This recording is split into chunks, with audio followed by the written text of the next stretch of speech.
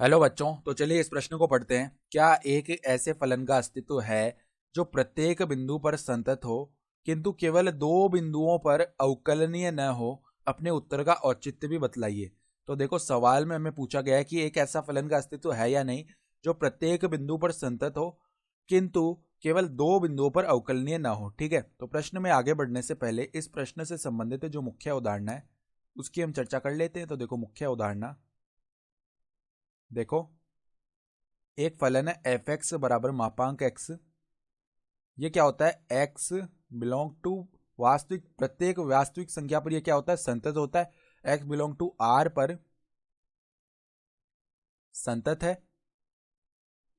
वह वह x belong to are में से हम हटा दें जीरो अवयव, ठीक है, पर अवकलनीय है। ठीक है, इसका अर्थ क्या हो गया कि जो फलन है ना मापांक एक्स, ये प्रत्येक बिंदु पर क्या है? संतत है, किंतु एक बिंदु को छोड़कर यानी एक्स बराबर जीरो को छोड़कर ये क्या है?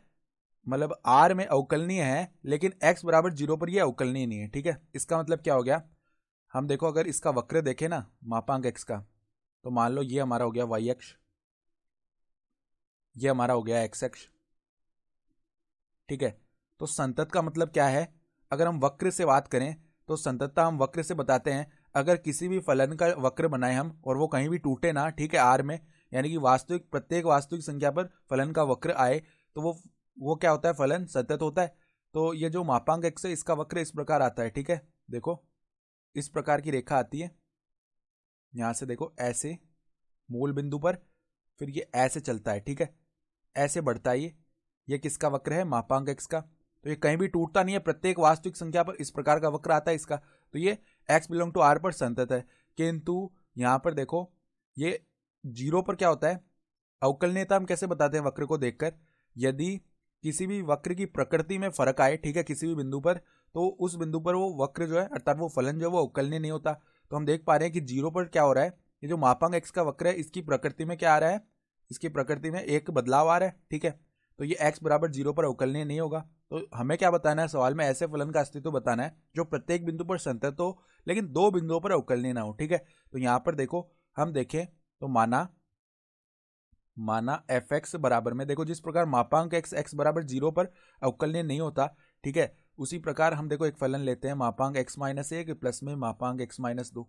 ठीक है, तो अब इस फलन की बात करेंगे ना, तो ये आर में संतत तो होगा, किंतु बिंदु एक्स बराबर एक पर देखो इसका, अर्थात ये जो मापांक एक्स माइनस एक है ये अवकलनीय नहीं होगा बिंदु एक्स बराबर एक पर, और बिंदु एक्स बराबर दो पर ये अवकलनीय नहीं होगा मापांक एक्स माइनस दो। यानी कि हम क्या बोल देंगे? बिंदु एक कोमा दो पर ये जो फलन एफ एक्स है ना ये अवकलनीय नहीं होगा। ठीक है, तो यहां पर हम क्या बोल सकते हैं? F X X belong to R पर संतत है। ठीक है, संतत तो ये हर बिंदु पर है, किंतु किंतु संतत है, किंतु अवकलनीय सिर्फ, किंतु अवकलनीय कहां पर है? एक्स बिलोंग टू आर में से अगर हम ये हटा दें एक कोमा दो, ठीक है, किंतु अवकलनीय एक्स बिलोंग टू पर है। इसका मतलब क्या हो गया कि ये ठीक दो बिंदुओं पर अवकलनीय नहीं है और संतत तो हमेशा है। ठीक है, तो जो उदाहरण हमें देना था एक ऐसे फलन का, तो हम क्या बोल सकते हैं? हाँ हाँ, ऐसे फलन का अस्तित्व है, जो हमें सवाल में पूछा गया था। हाँ, ऐसे फलन का अस्तित्व है, और उसका उदाहरण भी हमने दे दिया यहां पर, अस्तित्व है। और उदाहरण देखो लिख देते हैं हम। उदाहरण क्या लिख सकते हैं? उदाहरण